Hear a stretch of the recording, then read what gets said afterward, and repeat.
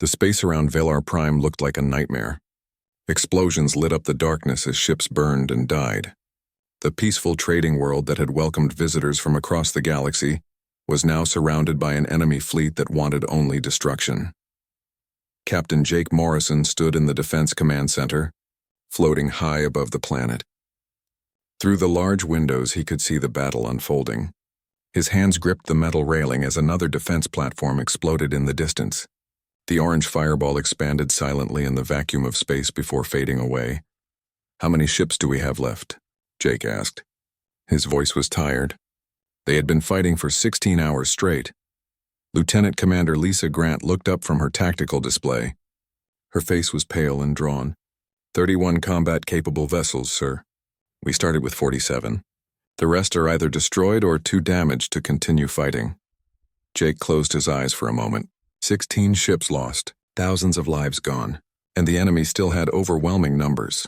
The Krethic Dominion had brought over 200 warships to this fight. Their biomechanical vessels looked like giant insects, all sharp edges and organic armor that could heal itself. It was a terrible advantage. Commander Peter Hayes, the chief engineer, came running into the command center. His uniform was covered in soot from fighting fires in the lower sections. "Sir, we've lost main power to the orbital defense grid. Stations 12 through 19 are offline. I can maybe get half of them back, but it will take hours we don't have." Jake nodded slowly. Hours they didn't have. The Krethic were pushing closer to the planet with every minute. Soon they would be in range to start bombarding the surface. Millions of civilians were down there hiding in shelters and praying for rescue that might never come. "Status of the evacuation?" Jake asked. Lisa checked another screen. 40% complete. The civilian transports are loading as fast as they can, but the Krethic keep targeting them. We've lost 3 transport ships in the last hour. The captains are getting scared. Some are talking about leaving with partial loads. "Tell them to stay," Jake said firmly. "We hold this line. Every minute we buy is another 100 people who get away." On the main screen, the tactical display showed the positions of all the ships. The Allied fleet was a mix of 6 different species. There were the sleek silver ships of the Avron people, who looked like large birds, the heavy blockers of the Scalith, a reptilian race known for their tough warriors. Ships from 4 other worlds completed the defensive line. All of them were using the standard weapons of galactic warfare, plasma cannons and energy torpedoes. All of them were losing. A communication signal beeped. Commander Thexala's face appeared on the screen. She was Averon, with feathers that changed color based on her emotions. Right now they were dark red, the color of fear and determination mixed together. Behind her, smoke filled her ship's bridge. "Jake, we're taking heavy damage," she said. Her voice was strained. "My main reactor's failing. I'm giving the order to abandon ship." "Get your people out, Thex," Jake said. "We'll cover your evacuation pods." "There's something else," Thexala said. "My science officer detected something strange at the edge of the system. A large mass signature, but it doesn't match anything in our databases. It could be Krethic reinforcements." Jake felt his stomach drop. More Krethic ships? That would be the end. They couldn't handle what was already here. "Can you identify it?" "Negative. The signature is too far away. Whatever it is, it's big. Really big. It just dropped out of faster than light travel about 5 minutes ago." Before Jake could respond, Thexala's ship shook violently. Sparks flew across her bridge. "I have to go." "Abandoning ship now." Thexala out. The screen went dark. Jake watched as Thexala's flagship began to tumble, leaking atmosphere and escape pods. The beautiful ship that had fought so bravely was dying. Jake ordered 3 nearby frigates to move in and protect the escape pods from Krethic fire. General Vorin, commander of the Scalith forces, opened a channel. His face was reptilian, with scales that looked like green armor. His yellow eyes were fierce. "Morrison, my dreadnought has lost main weapons. We're down to secondary guns only. This battle cannot be won. I recommend we begin full evacuation while we still can." Other commanders started voicing agreement. The situation was hopeless. The Krethic had too many ships, and their organic armor regenerated faster than the defenders could damage it. It was like trying to kill something that couldn't die.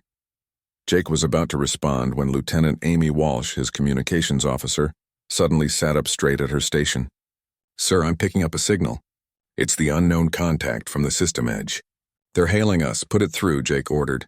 Static filled the speakers for a moment. Then a voice came through, calm and clear. It was speaking English. A human voice. "This is Captain Greg Palmer of the UHS Valiant.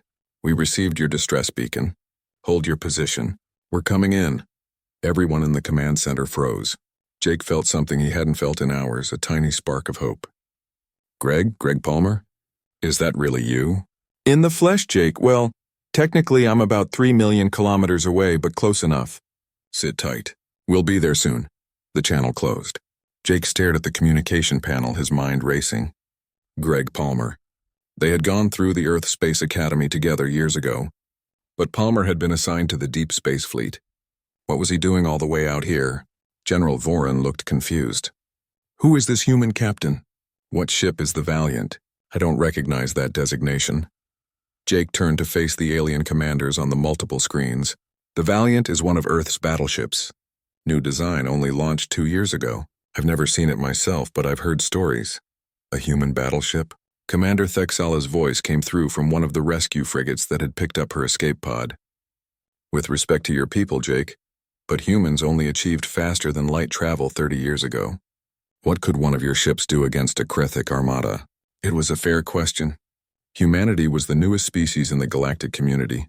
Most aliens saw humans as primitive, still using old technologies that other races had moved beyond centuries ago. The idea that a single human ship could make a difference seemed impossible. But Jake knew something the others didn't. He had seen Earth's military development firsthand. While the galaxy had evolved toward energy weapons and elegant warfare, humanity had taken a different path. Humans had refined and perfected weapons that other species considered outdated. And they had built their ships not for elegance but for one purpose, to win fights. "I don't know what the Valiant can do," Jake admitted. "But if Greg Palmer is commanding it, and if Earth sent it in response to our distress call, then we need to give them a chance. All ships, reform defensive line. Buy time for the Valiant to reach us." The alien commanders looked uncertain, but they followed orders. The battered fleet pulled together, forming a loose sphere around the evacuation transports. They continued fighting, trading shots with the Krethic vessels that pressed ever closer. On the planet's surface, millions watched the sky. Among them was Dr. Helen Price, a human xenobiologist who had been studying alien plants when the invasion began. She was trapped in a shelter with 200 others, mostly Avaron and Scaleth civilians. They had been watching the battle through whatever screen still worked. When word spread that a human ship was coming, some of the aliens looked at Helen with confusion. One young Avaron, barely more than a child, asked her in broken English, "Your people send help?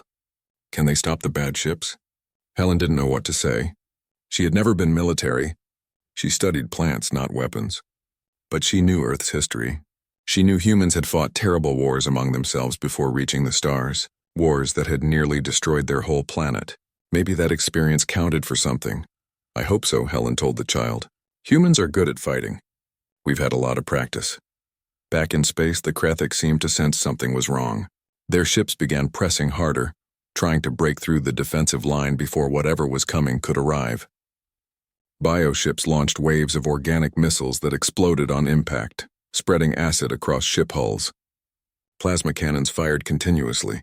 The defending fleet was being overwhelmed. 2 more Allied ships exploded. A Scaleth cruiser lost its engines and drifted helplessly. The Krethic were closing in for the kill. Then the sensors started going crazy. Amy Walsh's eyes went wide as she read her displays. "Sir, the Valiant just appeared on long-range sensors. Oh my God, sir, that thing is huge." Jake looked at the tactical display. A new icon had appeared at the edge of the battlefield, moving fast. The computer was calculating its size based on the sensor return. The numbers kept climbing. 1 kilometer long.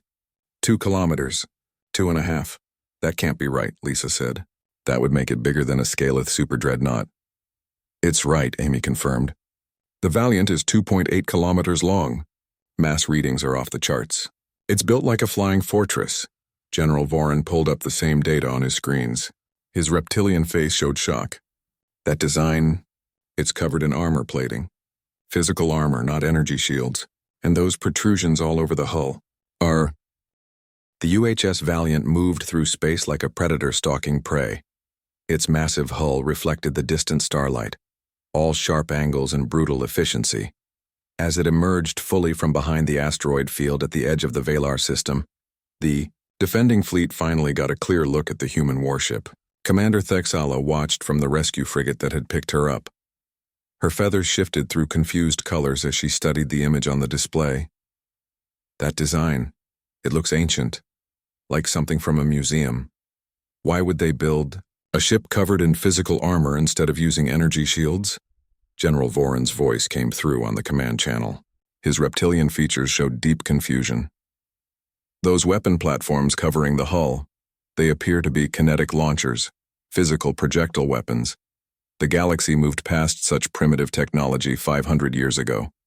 How could this be effective? Jake Morrison understood their confusion. The Valiant looked wrong by galactic standards. Modern warships were smooth and elegant, protected by energy barriers and armed with plasma weapons that never needed ammunition. The Valiant was the opposite of all that. It was a flying brick, covered in guns, built from thick metal armor that probably weighed more than entire frigates. But Jake had been born on Earth. He knew human history. He knew that sometimes the old ways were old because they worked. The Krethic Armada noticed the newcomer and seemed to regard it with curiosity more than concern. Intelligence gathered about humans suggested they were decades behind galactic military technology. One ship, no matter how large, should be easy to destroy. The hive mind calculated odds and decided to send a squadron to eliminate this annoyance before continuing the attack on Valar Prime. 30 Krethic bioships broke formation and accelerated toward the Valiant. They moved in a coordinated swarm pattern, their organic hulls pulsing with hostile intent. Each ship was over 300 meters long, covered in regenerating armor that had proven nearly immune to conventional weapons. Together, they carried enough firepower to level a city. Captain Palmer's voice came through clear on the open channel. All friendly vessels fall back 2,000 kilometers and disperse. Clear our firing lanes. UHS Valiant is going weapons hot. Jake immediately ordered compliance. The other commanders hesitated, questioning the wisdom of retreating further when they were already struggling to hold the line, but eventually they followed, pulling their damaged ships back and spreading out. They watched from what they hoped was a safe distance as the human battleship moved forward alone to meet 30 enemies. Inside the Valiant, the bridge was a hub of controlled activity. Captain Greg Palmer stood in the command center, his posture relaxed despite the approaching threat. Around him, screens displayed tactical information in ways that would seem primitive to other species. Physical monitors instead of holographic, displays manual controls instead of thought interfaces. But every system was proven. Every backup had a backup. Human engineers built for reliability, not elegance. Lieutenant Commander Kate Stevens stood at the executive officer's station. She had served with Palmer for 3 years and knew his command style. Calm under pressure, methodical, utterly ruthless when necessary. Captain, enemy squadron entering maximum weapons range in 30 seconds. Very well, Palmer acknowledged. He turned slightly to his right. Mr. Burke, you may engage when ready. Commander Aaron Burke sat at the weapons control station, his hands resting on interfaces that controlled enough firepower to crack a moon. He had been waiting for this moment since they entered the system. Targeting solutions locked. All railgun batteries are hot and ready, Captain. Fire at will, Palmer ordered. The Krethic squadron opened fire first. They had the advantage of range with their plasma weapons, and they used it. Bolts of superheated matter streaked across the void, followed by biomissiles that writhed through space like living things. Acid projectiles launched from organic cannons completed the barrage. It was a wall of destruction that would overwhelm any normal ship's defenses. The defenders watching from a distance expected to see the Valiant try to evade, or at least activate defensive shields. Instead, the human ship continued on its steady course, making no attempt to dodge. The weapons impacted the Valiant's hull in a spectacular display of explosions and energy releases. Fire bloomed across the armor plating. For a moment, the entire forward section of the ship was hidden in smoke and plasma. When the smoke cleared, the Valiant was still there, still intact, still moving forward at the same steady speed. The armor showed scorch marks and some surface damage, but nothing that affected the ship's combat capability. The Krethic had thrown enough firepower to destroy 3 regular warships, and it had barely scratched the human vessel. For a brief moment, confusion rippled through the Krethic hive mind. Their weapons should have worked. The organic armor on their own ships would already be regenerating from such damage, but this strange metal hull just absorbed the punishment and kept coming. Then the Valiant fired back. The railgun turrets rotated with mechanical precision, each one locking onto a target. Electromagnetic coils powered up, drawing massive amounts of energy from the ship's fusion reactors. And then they launched their projectiles. The railguns fired solid metal slugs, depleted uranium penetrators weighing several tons each. Electromagnetic acceleration pushed them to velocities that were a significant fraction of light speed. At such speeds, the projectiles carried kinetic energy that defied conventional understanding. They didn't explode on impact. They didn't need to. Pure momentum did all the work. The space between the Valiant and the Krethic squadron lit up with tracer fire. Lines of light showed the path of hypersonic metal moving too fast for the eye to follow. The first Krethic bioship took 3 rounds simultaneously to its midsection. The effect was catastrophic. The organic armor that had regenerated against plasma fire simply disintegrated under kinetic impact. The penetrators punched straight, through the ship and out the other side. Their momentum barely reduced. The bioship broke apart, its structure unable to handle the massive energy transfer. It exploded into pieces that tumbled away into the darkness. A second Krethic vessel died the same way, then a third, then a fourth and fifth together as multiple railgun turrets focused fire. The Krethic squadron tried to scatter, their hive mind finally recognizing the threat. Bioships darted in different directions, using evasive maneuvers that had saved them from conventional weapons before.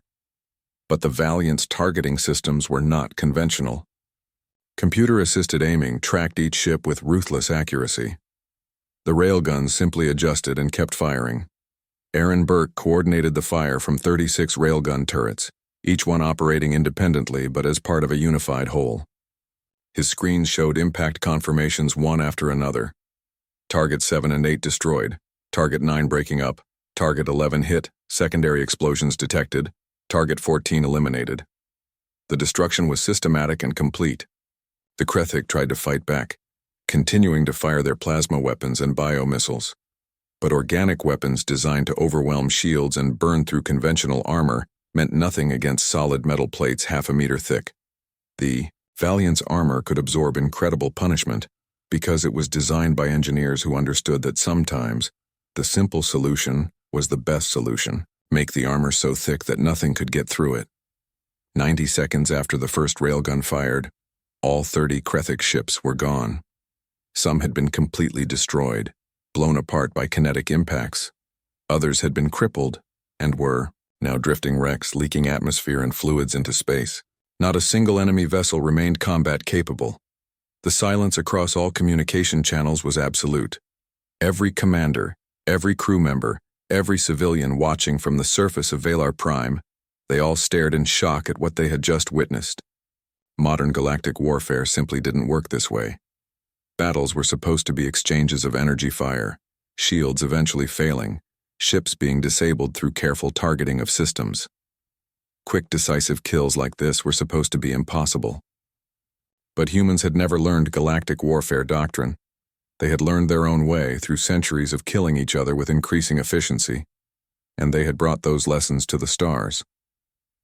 Jake Morrison found his voice first, though it shook slightly.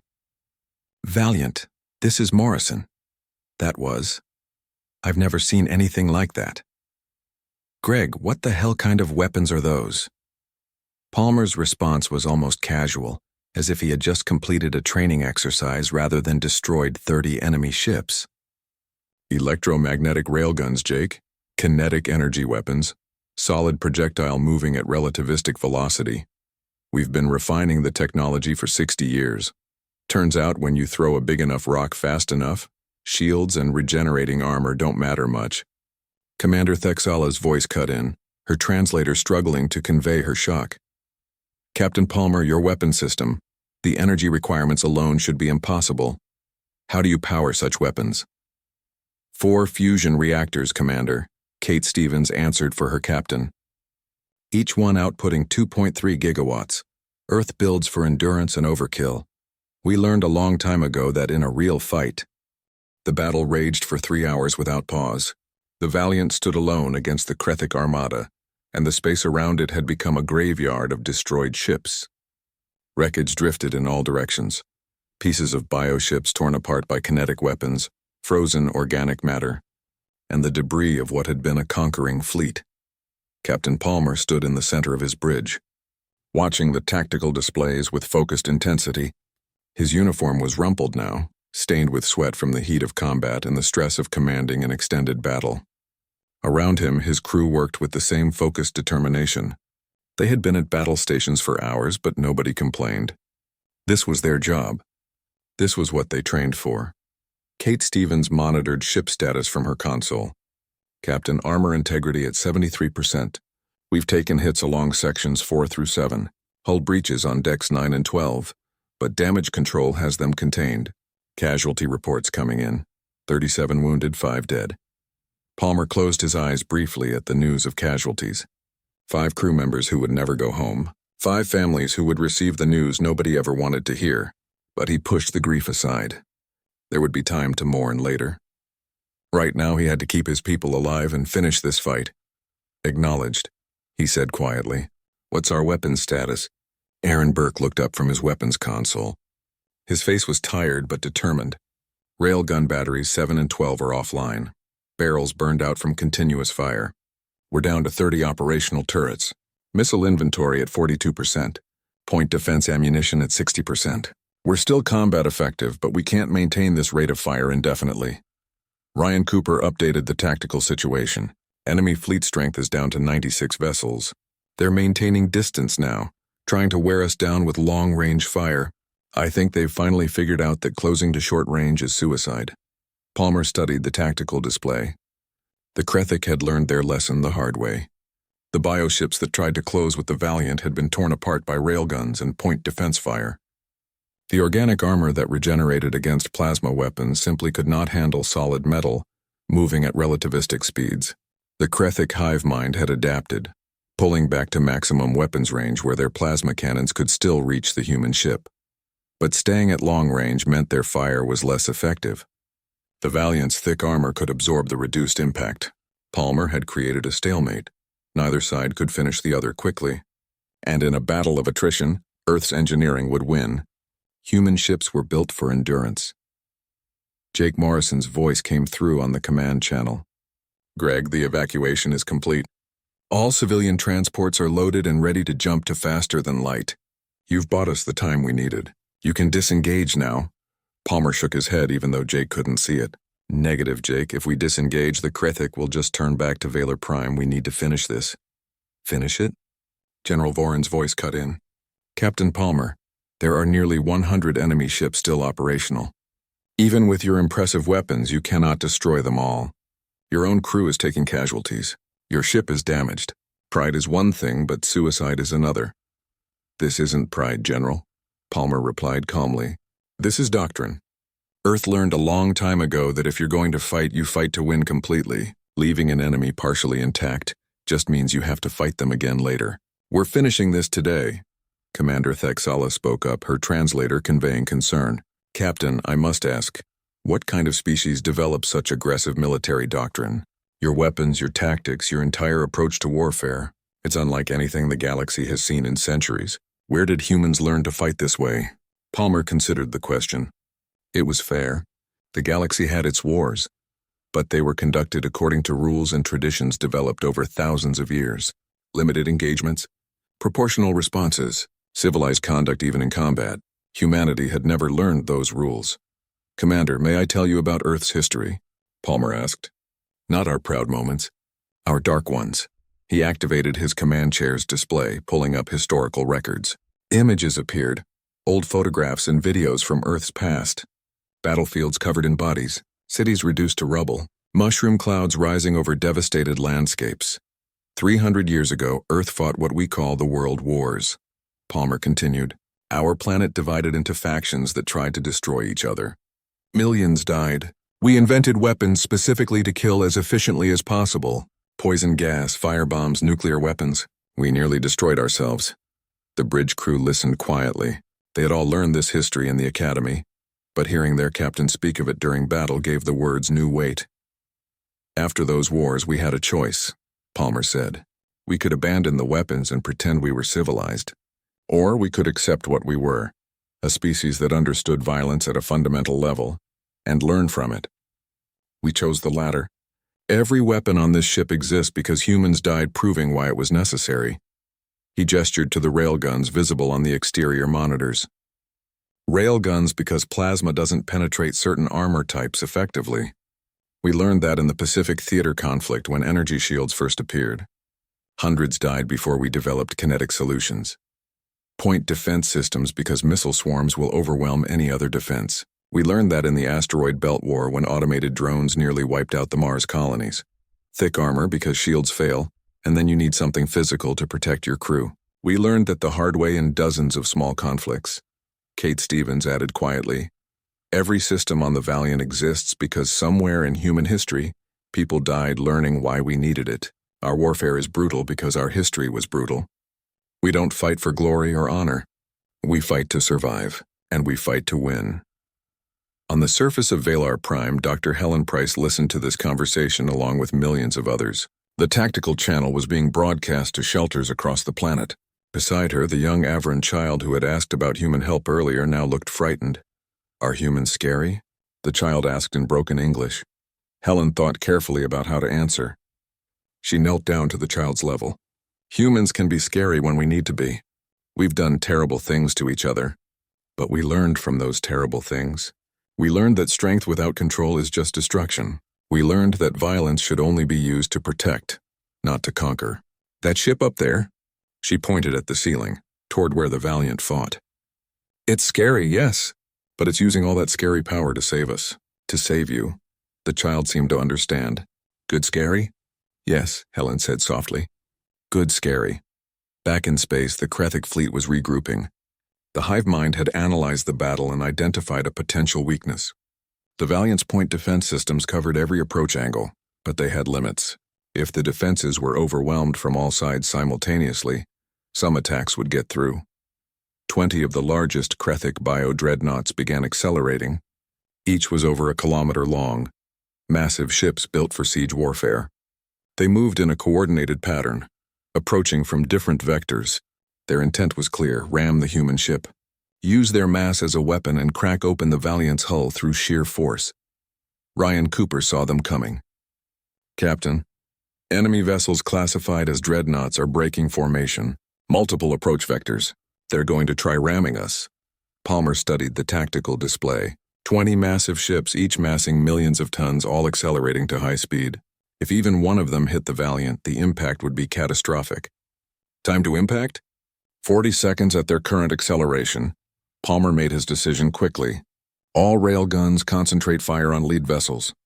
I want those dreadnoughts stopped before they get close. Mr. Burke, do we have any capital missiles left?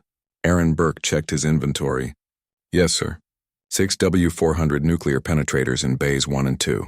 Palmer hesitated for only a moment.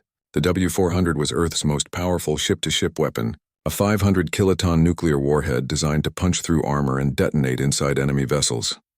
It was devastatingly effective, but also controversial. The galaxy had abandoned nuclear weapons centuries ago as too destructive.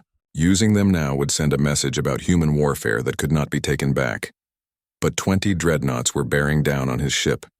His crew, his responsibility. Load the capital missiles, Palmer ordered. Prepare for firing. Aaron Burke's hands moved across his console, but he paused. Sir, the W400s. If we use those, every species in the galaxy will know humans still employ nuclear weapons in space combat. It will confirm their worst fears about our species. Palmer met his weapons officer's eyes. Mr. Burke, I'm more concerned about keeping this crew alive than about galactic opinion. Load the missiles. Aye, sir, Burke replied, completing the arming sequence. Kate Stevens opened the fleet-wide channel. Attention all Allied vessels. This is the Valiant. Emergency thruster protocol. Get at least 20,000 kilometers clear of our position immediately. Do not look. 3 days after the battle, The UHS Valiant remained in orbit around Velar Prime. Repair crews worked around the clock to fix the damage from 3 hours of intense combat. Scorched armor plating was replaced. Burned-out railgun barrels were swapped for new ones. Hull breaches were welded shut. The ship slowly returned to combat readiness while the crew took turns going down to the planet's surface for shore leave. The planet below had transformed from a war zone into a celebration. Millions of people had been saved from Krethic occupation. Cities that had been preparing for invasion now held festivals of Thanksgiving. Everywhere the talk was of the human warship that had appeared from nowhere and driven off an entire armada. In the Valiant's main hangar bay, a very different kind of event was taking place. The large space had been hastily converted into a briefing room. Captain Palmer had invited representatives from 6 alien species to tour the ship and discuss what had happened. He wanted them to understand human warfare before rumors and fear spread too far across the galaxy. The delegation included Jake Morrison, Commander Thexala, General Voran, and 3 ambassadors from the Galactic Council. The Council representatives had arrived via emergency faster-than-light jump, summoned by reports of nuclear weapons being used in combat. Leading them was High Counselor Zephon, whose species looked like tall beings made of living crystal. His kind had guided galactic civilization for over 5,000 years. The hangar bay doors were open, showing the vastness of space beyond. Racks of missiles lined the walls. Railgun ammunition was stacked in organized rows. Repair crews worked on damaged equipment in the background. Palmer had deliberately chosen this setting. He wanted these dignitaries to see the reality of human military power, not a sanitized briefing room. Zephon's voice was like wind chimes, translated by sophisticated devices into speech other species could understand. Captain Palmer, the Council acknowledges that your intervention saved millions of lives. For that we are grateful. However, we must address serious concerns about your combat methods, nuclear weapons, kinetic kill vehicles, tactics that seem designed for total destruction rather than limited engagement. These violate numerous treaties that govern civilized warfare. Palmer had expected this conversation. He stood calmly, hands clasped behind his back, meeting Zephon's crystalline gaze without flinching. With respect, High Counselor, Earth never signed those treaties. We were not invited to participate in their creation. When humanity achieved faster-than-light travel 30 years ago, the Council's message to us was clear. Develop on your own. Contact us when you have matured. We did exactly that. Kate Stevens activated a holographic display that showed Earth's timeline. It illustrated 300 years of human history, from the world wars through the colonization of the solar system to the eventual development of faster-than-light technology. Unlike species that joined the galactic community early and adopted standardized doctrines, humanity had developed in complete isolation. Aaron Burke stepped forward to explain the weapons systems. Every technology on the Valiant exists because humans died learning why it was necessary. Railguns because we encountered armor types that plasma couldn't penetrate effectively. Nuclear weapons because sometimes you face enemies that conventional force cannot defeat. Point defense systems because missile swarms don't care how elegant your shields are. Dr. Helen Price had been brought up from the surface to provide the civilian perspective. She was still wearing the dusty clothes she'd been trapped in during the invasion. The galaxy developed its warfare rules during relative peace, with the Council acting as mediator and guide. Earth had no mediator. We had no guidance. We learned through blood and death. Our doctrines are brutal because our history was brutal. We learned that war must be fought to win quickly and decisively, or it drags on and kills everyone. Commander Thexala, who had watched her flagship die before the Valiant arrived, spoke up. Her feathers shifted through colors that indicated complex emotions. High Counselor, I understand the Council's concerns. Human weapons are terrifying to witness, but the Krethic Dominion doesn't care about civilized warfare rules. They were exterminating civilians when the Valiant arrived. My people were dying. Perhaps our treaties and traditions have made us too cautious, too soft. General Voran's reptilian features were set in firm agreement. The Scaleth Republic has lost 12 colony worlds to the Krethic over the past decade. Each time we followed proper warfare protocols. Each time the Krethic exploited our restraint and our rules. They don't negotiate. They don't respect limits. One human ship accomplished what our entire combined fleet could not, because humans understand something we have forgotten. Sometimes, Only overwhelming force can stop evil. The debate continued for over an hour. Council representatives argued about precedents and the danger of encouraging aggressive military doctrines. The defenders of Valar Prime argued about survival and the reality of facing an enemy that respected no rules. Palmer let them talk, knowing that understanding would not come quickly. Finally, Zephon requested a private tour of the Valiant. He wanted to see with his own eyes the ship that had changed everything. Palmer agreed and personally guided the delegation through the battleship. They visited the bridge first. Ryan Cooper demonstrated the targeting systems, explaining how human computers prioritized lethality and efficiency over elegant solutions. The systems were not as advanced as galactic standards in some ways. Physical displays instead of holograms, manual backups for every automated system. But they were reliable and proven. We build redundancy into everything, Ryan explained. If the main computer fails, we can target manually. If the power grid goes down, we have backup generators. If those fail, we have batteries. Human engineering assumes things will go wrong and prepares for it. They visited the railgun batteries next. Maintenance crews were replacing barrels burned out from excessive firing during the battle. The weapons were massive. Each barrel was 10 meters long and weighed several tons. The electromagnetic coils that accelerated projectiles were visible, wrapped around the barrels in complex patterns. A young gunner, Ensign Kelly Rogers, was supervising the barrel replacement. She had fired continuously for 3 hours during the battle until she collapsed from exhaustion. Now she was back at work, making sure her weapon would be ready for the next fight. Zephon asked her a question through his translator. You operated this weapon system for 3 hours without rest. You helped destroy ships that carried living beings. How do you reconcile this with your conscience? Kelly paused in her work, considering the question seriously. She was young, barely 25, but her eyes showed the weight of what she had experienced. High Counselor, I didn't want to kill anyone. None of us did. But there were millions of people on that planet who were going to die if we didn't stop the Krethic. Every ship I destroyed meant civilians who got to live. Children who wouldn't grow up as slaves or dead. I can live with what I did because the alternative was worse. The delegation moved through other sections of the ship. The medical bay, where doctors were still treating the 37 wounded crew members. The memorial wall, where 5 new names had been added, crew members who had died during the battle. Each name had a small photograph and a brief description of how they had died protecting their ship and mission. Lieutenant Commander Danny Price had been the navigator, keeping the Valiant positioned perfectly throughout the battle, despite a broken arm from being thrown against his console during an impact. Ensign Marcus Webb had been in damage control, dying from bioacid burns while sealing a hull breach that saved 20 other crew members. Each name represented someone who had given everything. The tour's most significant moment came in the missile bay. The W-400 nuclear warheads that had not been used were visible, locked in secure storage. They looked innocuous, just metal cylinders covered in warning labels and safety mechanisms. But everyone knew what they were, what they could do. Zephon stood before them for a long moment. These weapons, they represent a level of destructive power that most species abandoned thousands of years ago. We remember the devastation they caused, the civilizations that nearly destroyed themselves with such terrible tools. Why do humans maintain them? Palmer had been waiting for this question. It was the heart of everything. Because, High Counselor, we remember what happens when good people lack the means to defend themselves. My grandfather fought in Earth's Third World War. Before he died, he told me something I've never forgotten.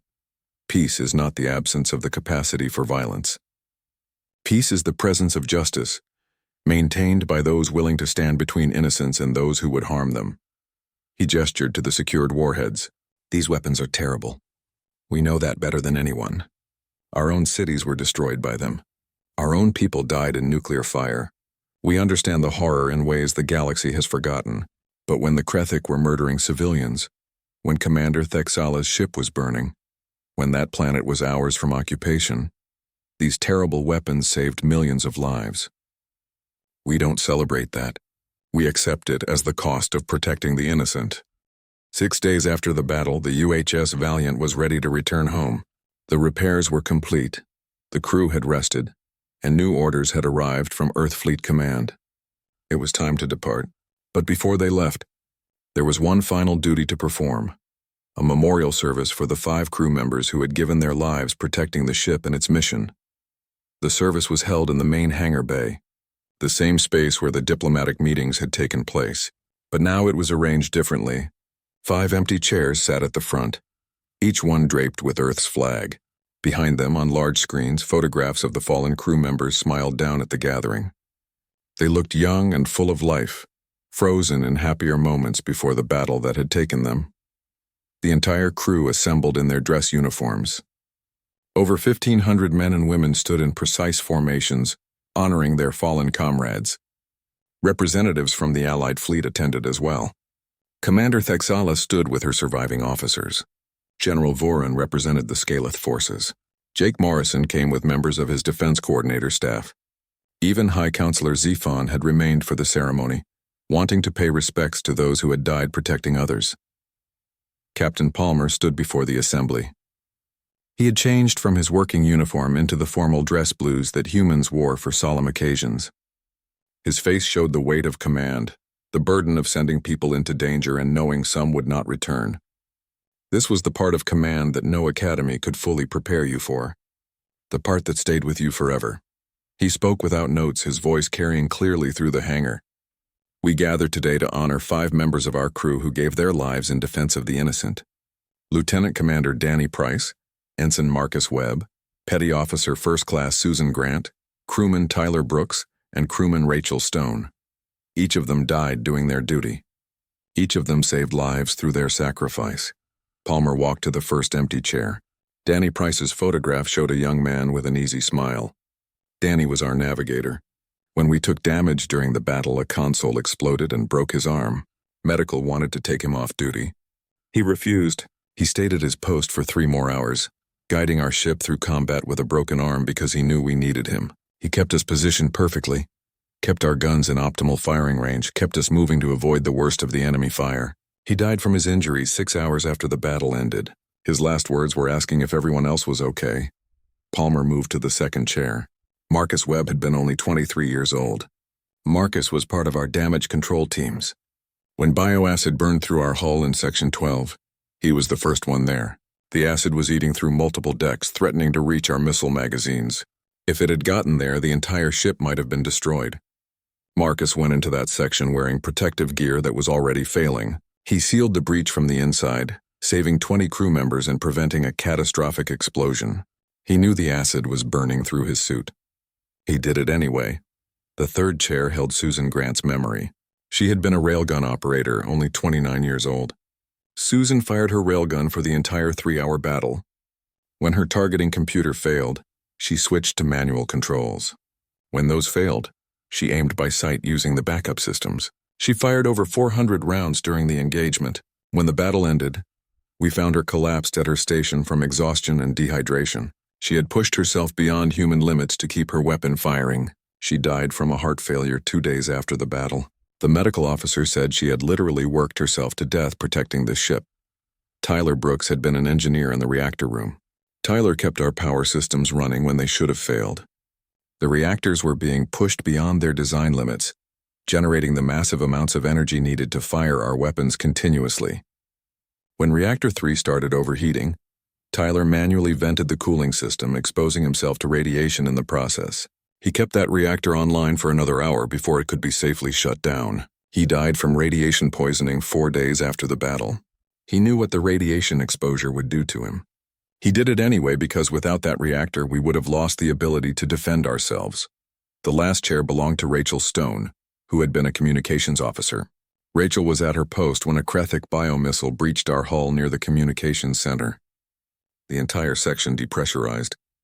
Rachel stayed at her station, without a spacesuit, maintaining our communication links while the emergency bulkhead sealed. She kept the channels open for other crew members to coordinate damage control. She died from exposure to vacuum, but her actions allowed us to coordinate our response to multiple hull breaches happening simultaneously. She saved the ship by staying at her post when she could have tried to escape. Palmer stood before all 5 chairs facing the assembly. His voice was thick with emotion but steady.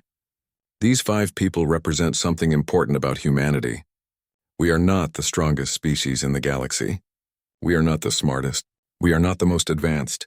But when we commit to something, when we take on a duty, we see it through no matter the cost. These crew members died protecting people they had never met, saving a world they had never visited. They did this because it was right.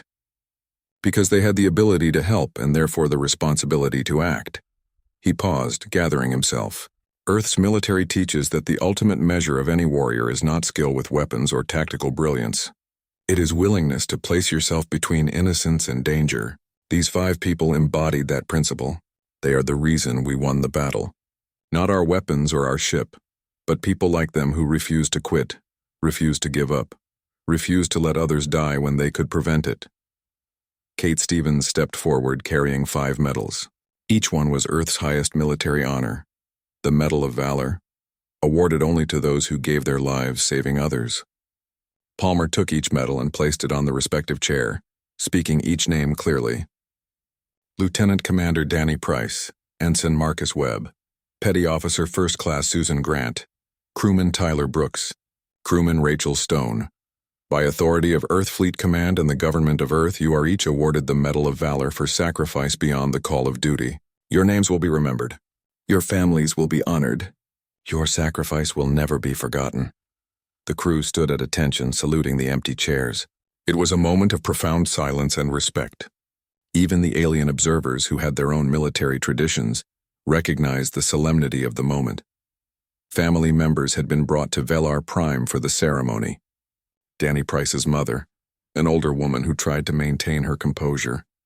Marcus Webb's younger sister, barely 20, crying quietly. Susan Grant's husband and 2 young children.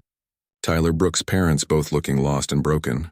Rachel Stone's brother, a civilian who had never understood his sister's choice to join the military until now. Palmer presented each family with the medal and the folded flag from each chair. He spoke privately with each family, though his words were not recorded or shared. These were personal moments of grief and honor, not for public consumption. After the formal ceremony ended, the families were invited to meet the crew members who had served alongside their loved ones. Stories were shared. Tears were shed. But there was also laughter as crew members remembered funny moments and good times. The fallen were remembered as complete people, not just as heroes who had died. Commander Thexala approached Danny Price's mother. Through a translator, she said, "Your son saved my life and the lives of my crew. When my ship was destroyed, his navigation allowed the Valiant to protect our escape pods. My people will remember his name. We will honor him in our records. Your son is a hero not just to humans, but to all species who call Velar Prime home." Susan Grant's husband, holding his 2 young children, spoke with the crew members from his wife's gun battery. They told him how dedicated she had been, how she had always put the mission first but never forgot about her family. They showed him pictures on their personal devices. Susan laughing during training exercises. Susan helping younger crew members learn their jobs. Susan showing everyone pictures of her children. "She talked about you all constantly," one gunner told the husband. "Every day she would tell us something new about what the kids were doing or something funny you had said. She loved you so much. When she was firing that gun during the battle, she kept saying, 'This is for them. Keep them safe.'" She wasn't thinking about glory or medals. She was thinking about making sure you would have a safe galaxy to live in. The memorial gathering continued for hours. As the sun set outside, casting orange light through the open hangar bay doors, the mood gradually shifted from grief to celebration of lives lived with purpose and meaning. It was the human way, to mourn the dead but also to celebrate what they had stood for. Eventually, the families departed, returning to the transport ship that would take them back to Earth. Palmer stood at the hangar bay entrance, saluting as they left. Kate Stevens stood beside him, watching quietly. 5 people, Kate said softly. 5 lives to save millions. Is that a fair trade?